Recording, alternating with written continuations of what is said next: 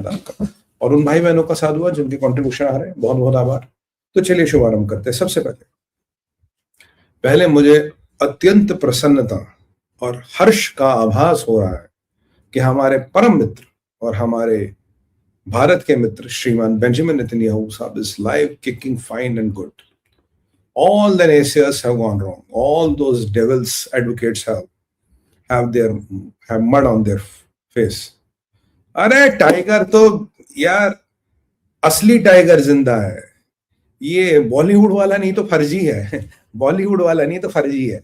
इस एक था टाइगर में इवन जो रविंद्र कौशिक जी थे, जिसकी जीवनी को कॉपी करके आइडिया लिया था, उनको क्रेडिट भी नहीं दिया गया. और ये हमारे 65 साल के सुपरस्टार सो कॉल्ड, ये अब तो टाइगर बनते हैं. टाइगर की भी उम्र 14 साल होती है यार. टाइगर 16 साल की उम्र होती है टाइगर की, बाय द वे. 65 साल का टाइगर. गुड. चलिए कोई बात नहीं, ऐसे भी टाइगर होते हैं दुनिया में.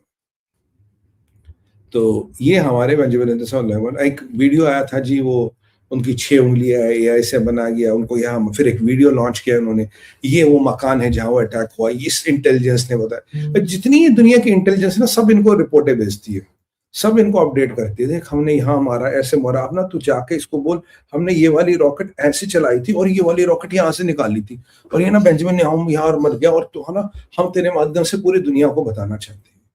जैसे एक टाइम में एक ट्रेंड चला था, आज पीएमओ में मीटिंग हुई, रॉकेट चीफ यहाँ बैठे थे, आईबी के चीफ वहां बैठे थे. फिर वहां से अजय डोवाल आए. अजय डोवाल ने रॉकेट चीफ से पूछा, मैं कहा भाई तू ना जाके बॉलीवुड की स्क्रीन प्ले लिख ले, तू सुपरहिट है. पीएमओ के अंदर मीटिंग हुई और शाम को तुम्हें बोल दिया कि यूट्यूब पे जाके उसकी कहानी बता दो, मोदी का पीएमओ है. मोदी का है. चिड़िया वहां पर नहीं मार सकती, चूंटी भी इजाजत लेके अंदर जाती है. मोदी का पीएमओ है. और वहां क्या हुआ, शाम को ये भाई साहब आके यूट्यूब पे बता रहे पीएमओ मैच हुई जबरदस्त. यार मतलब अपनी क्रेडिबिलिटी और अपनी ऐसी तैसी कराना आदमी के अपने हाथ में. कुछ टाइम के लिए ऑडियंसेस मिल जाते हैं, उसके बाद people make fun of you, you become history. And there are some people who always look shortcuts to success by becoming devil's advocate, by इनको अपने आप को contrarian बोलते हैं कि हम ये करेंगे, हम वो करेंगे.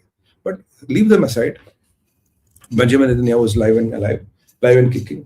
और ऐसा नहीं कि बेंजामिन नेतन्याहू आज IRGC के हिट लिस्ट में, वो IRGC का कुर्द फोर्स के हिट लिस्ट पे कब से चल रहे हैं, और वो जो हिट लिस्ट पे चल रहे थे, और he knew how to avoid it. Israelis have already done this preparation.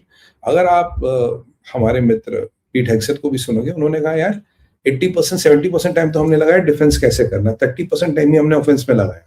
पहले डिफेंस करना जरूरी होता है किसी भी जंग को जीतने के लिए. हाँ, ऐसा नहीं खतरा नहीं टला. They will try, they can try, and भगवान न करे हो सकता सक्सीड भी हो जाए कभी, बट चांसेस बहुत कम है, बहुत बहुत कम है.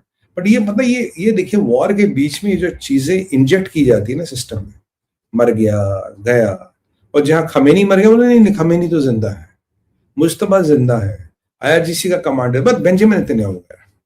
मतलब what do you think, they are idiots और they have agendas. I for idiot, A for agenda. या तो यू आर इडियट और यू हैव एजेंडा, दोनों, और बीच में कुछ होता नहीं है. इन सबको एजेंडा है, पता नहीं क्या है, तो यही जाने जो ये लोग ऐसी खबरें फैलाते हैं, ऐसे फर्जी वीडियो भी इनके पास आ जाते हैं, ऐसा प्रोपेगेंडा का मटेरियल भी इनके पास आ जाता है. Where do they get it, कहां से आता है ये, भगवान जाने. बट हमारा काम था आपको बताना, he is live and kicking. That is the first good news. And Benjamin Netanyahu is very important for this war. इस धर्म युद्ध में ये मान लीजिए, ये इस धर्म युद्ध के अर्जुन है. इस धर्म युद्ध के अर्जुन है, और अर्जुन अगर घिरे तो महाभारत नहीं जीती जाती. अर्जुन का जीवित रहना आवश्यक है. इस महाभारत के अर्जुन है बेंजामिन नेतन्याहू. इनका ये नहीं गिर सकते, ही कैन नेवर फॉल. बाकी तकलीफ अगर जितनी ईरानियों को हो रही है, IRGC वालों को हो रही है, नेसियर्स को हो रही है, और कम्युनिस्टों को भी इतनी तकलीफ हो रही है, ये जो रोज अमेरिकन बैशिंग करके अपनी दुकान चलाते हैं, ये बताएंगे अमेरिका क्यों हारेगा, अमेरिका के मिसाइल में क्यों कमी है. And you know always these idiots prove to be wrong. शर्म नहीं आती, फिर भी आते हैं, फिर भी बकवास करने आते. क्यों आते हैं, क्या सोच के आते हैं, वो लोग आप डिसाइड करेंगे, आप जनता जनार्दन है. नेक्स्ट टॉपिक पे चलते हैं. अजी आज दिन में भावे सेजल मिसाइल चला दी है। ये सेजल मिसाइल जी सॉलिड फ्यूल पे चलने वाली मिसाइल है। ये बहुत घातक है। अब इसराइल की लग गई है। इसराइल के इंटरसेप्टर खत्म हो गए हैं। अमेरिका के पास इंटरसेप्टर नहीं है। ये है वो, ही सब कहानियां चली। देखिए सेजल मिसाइल, अब देयर इज अ कॉन्फ्लिक्ट। कोई कहता है सॉलिड इंजन बेस्ड है, सॉलिड फ्यूल, कोई कहता है लिक्विड फ्यूल बेस्ड है। अगर लिक्विड फ्यूल बेस्ड है तो उसको आपको मिसाइल को खड़ा करके उसमें फ्यूल डालना पड़ता है। It's a few hours job. और ये मिसाइल्स बहुत इजीली डिटेक्ट हो जाती, हिट भी हो जाती है। अगर सॉलिड फ्यूल है you can fire it immediately.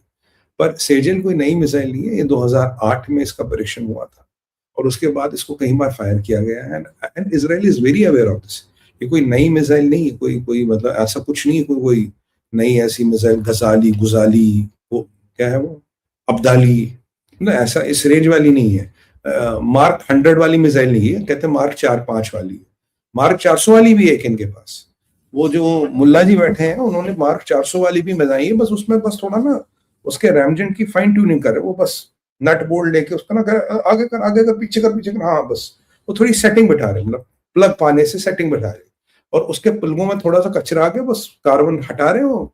Mic 100 की भी मिसाइल इनके पास, मैक्स 100 की मिसाइल है, चलाने वाले हैं।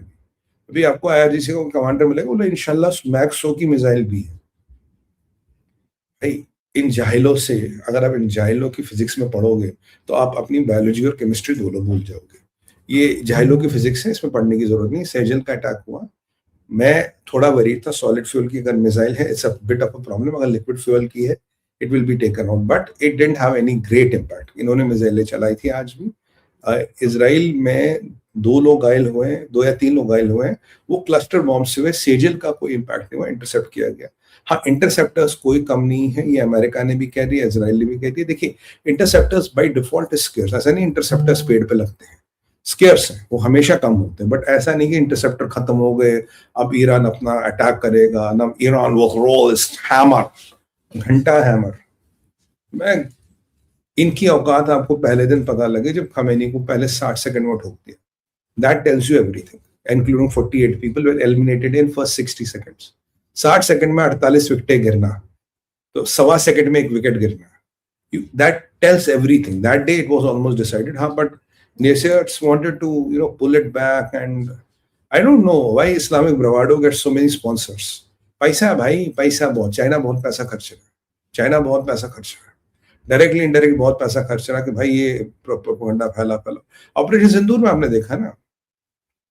तो ईरान, अगर सॉरी टू से, मैं थोड़ा एक क्रॉस वर्ड यूज कर रहा हूं, अगर ईरान खुजलाएगा भी ना, वो भी अरे ईरान ने खुजला दिया, ईरान ने खुजला दिया, अब तो ये होगा। नो दीज पीपल, ये आप जनता का कर्म दायित्व बनता है ऐसे लोगों को ना, आप just discard them and confine them to the best dustbin whoever they are, because let's not waste the collective time and insult the collective intellect of human beings. Sejal का वो इम्पैक्ट नहीं है। अब यूक्रेन का टेक एंटर से, Ukraine का take क्या देखिए, रशिया के पास शाही ड्रोन था और शाही ड्रोन ने यूक्रेन में काफी तबाही मचाई। शाही ड्रोन बुरा नहीं है, मैं आपको बताऊं, पर ऐसा भी नहीं है कि ये मतलब है ऐसा खुदाई ड्रोन है कि इसके सामने हर चीज फेल है। इट वाज दे हैड, देखो यार, फाइटर जेट तो बना नहीं सकते ये। चाइना किससे मिसाइल है तो उनको आगे पीछे बना के चला देते हैं। अब ये क्या करें? देखो, they can't make fighter jets, they can't make anything else. What did they do? उन्होंने ड्रोन पे दिमाग लगाया। Drone is not a very complex technically thing. उन्होंने एक शाही ड्रोन बना दी। शाही ड्रोन कामयाब हुआ यूक्रेन में बिकॉज ऑफ इट्स मारक क्षमता। अच्छा ड्रोन है, मैं बुरा नहीं बोलूंगा, पर शाही ड्रोन कोई ऐसी, इट्स नॉट अ ब्रह्मोस। मैं आपको बताऊं, इट्स नॉट अ ब्रह्मोस के टेक्नोलॉजिकल मार्वल ऐसा किसी के पास नहीं है। और ये तो अब यूक्रेन ने क्या किया, देखिए आपके जो इंटरसेप्टर्स वगैरह, they are very good at these ballistic missiles, cruise missiles and all, but drone को इंटरसेप्ट करना, इंटरसेप्टर बहुत महंगा पड़ता है, क्योंकि ड्रोन 30,000 $20,000 डॉलर का, इंटरसेप्टर आपको लाखों डॉलर का है। Anyway that's case. तो ड्रोनों के लिए इंटरसेप्टर्स बने नहीं है लॉजिकली। तो यूक्रेन ने एक टेक डेवलप किया है, it's a combination of technologies, जिससे ये शाहिद ड्रोन को 90 से 95% तक खत्म कर देते हैं। अगर शाहिद आ रहा है, दे विल डिस्ट्रॉय इट। तो ये जो टेक था, ये अमेरिका को दे दिया गया है, ये इजराइल को दे दिया गया है। और मुझे आपको बताते हुए खुशी हो रही है, पर यूक्रेन भी मुल्ला रिजीम के निशाने पे